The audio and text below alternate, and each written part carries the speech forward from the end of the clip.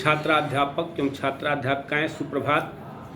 कल हम लोगों ने किशोरावस्था में विकास के संबंध में चर्चा किया था, जिसमें कुछ परिभाषाएं दी गई थी, कुछ विद्वानों के कथन बताए गए थे। किशोरावस्था के एज के संबंध में चर्चा किया गया था कि कहाँ से कब तक माना जाता है। शैक्षिक के दृष्टि से किशोरावस्था के महत्व पर इंग्लैंड की हेडो कमेटी की रिपोर्ट के बारे में चर्चा किया गया था कि 11 या 12 वर्ष की आयु में बालक की नसों में बालक बालिकाओं की नसों में ज्वार उठना आरंभ हो जाता है। इसे किशोरावस्था के नाम से पुकारा जाता है। यदि इस ज्वार का बाढ़ के समय उपयोग कर लिया जाए एवं उनकी शक्ति और धारा के साथ नई यात्रा आरंभ कर दी जाए तो सफलता प्राप्त की जा सकती है, उसमें कहीं कोई संदेह नहीं है।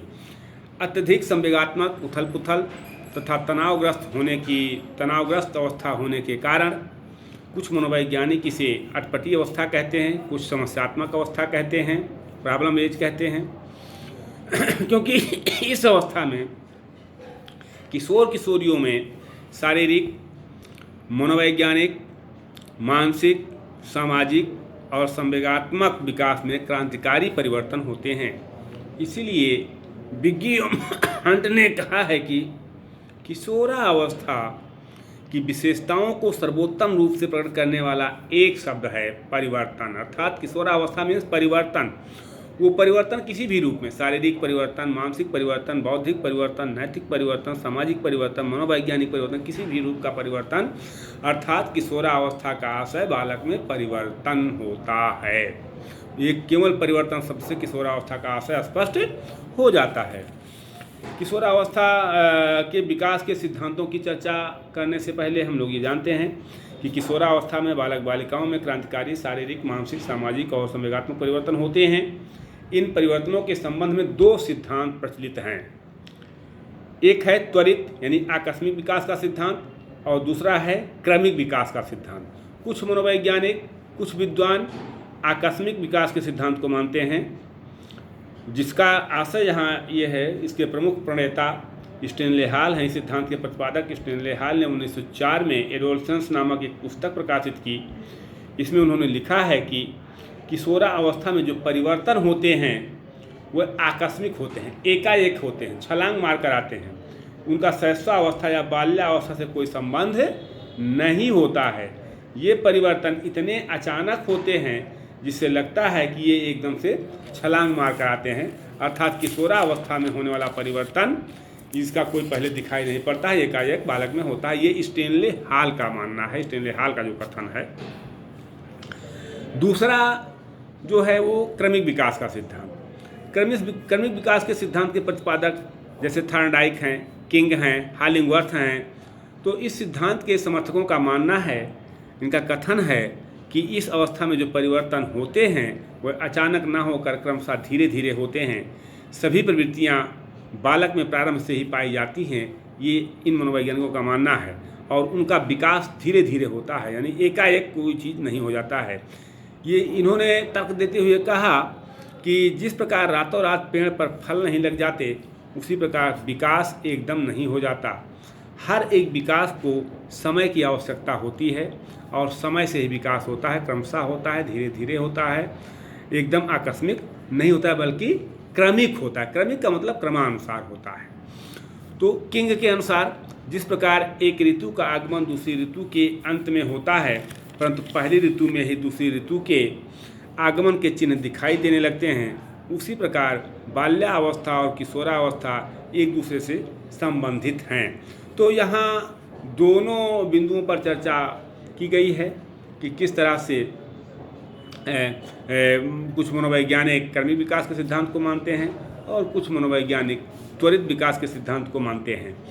आज आगे हम चर्चा बढ़ाते हुए इस बात पर चर्चा करते हैं कि किशोरावस्था की जो प्रमुख विशेषताएं हैं, वो विशेषताएं कौन कौन सी हैं।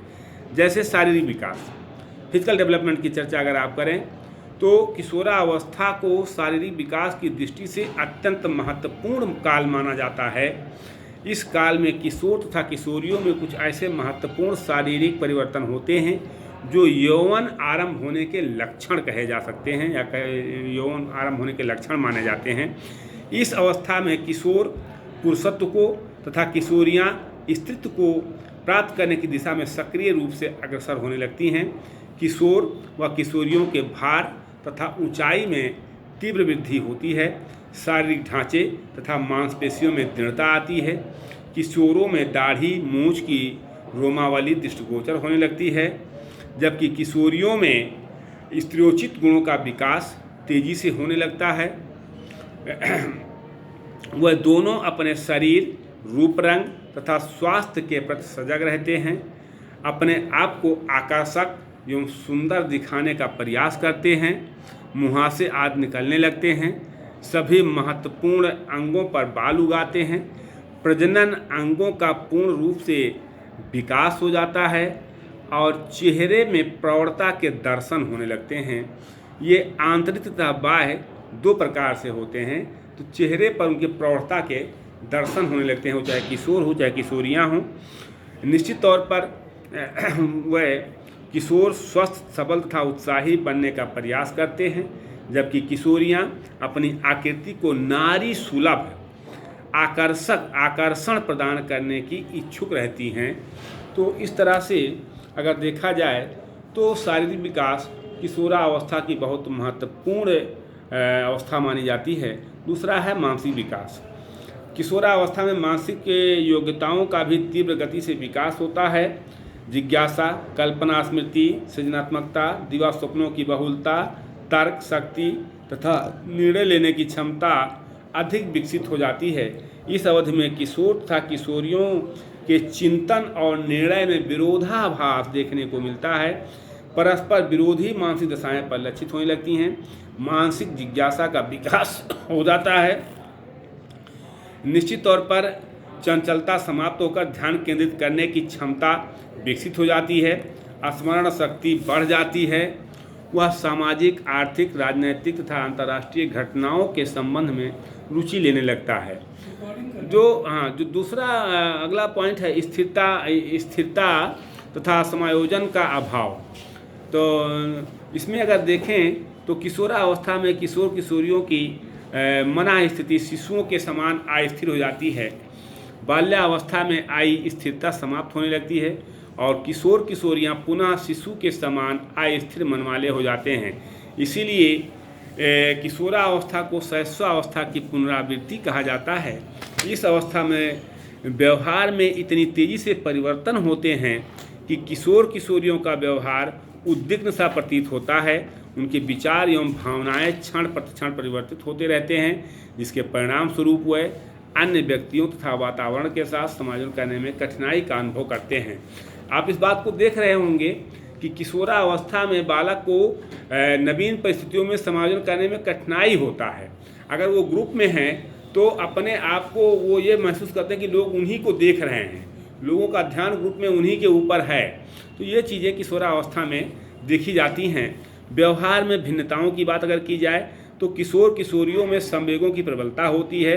संवेगात्मक आवेश में कभी कभी वह असंभव तथा असाधारण लगने वाले कार्यों को भी कर डालते हैं। भिन्न भिन्न अवसरों पर उनके व्यवहार भिन्न भिन्न दिखाई देते हैं। वह कभी अदम्य उत्साह से युक्त, किंतु कभी कभी बिल्कुल हतोत्साहित, कभी अत्यंत क्रियाशील तो कभी अत्यंत निष्क्रिय दिखाई देते हैं। तो ये चीज़ें स्पष्ट रूप से देखने को मिलती है। घनिष्ठ मित्रता की बात अगर की जाए तो किशोरावस्था में किशोर किशोरियाँ किसी समूह का सदस्य रहते हुए भी समूह के केवल एक दो व्यक्तियों से घनिष्ठ संबंध रखता है, जो उसके परम मित्र होते हैं। इन घनिष्ठ मित्रों में से वह अपने व्यक्तिगत समस्याओं की चर्चा करता है तथा परामर्श लेता है। यानी ग्रुप में तो रहता ही है।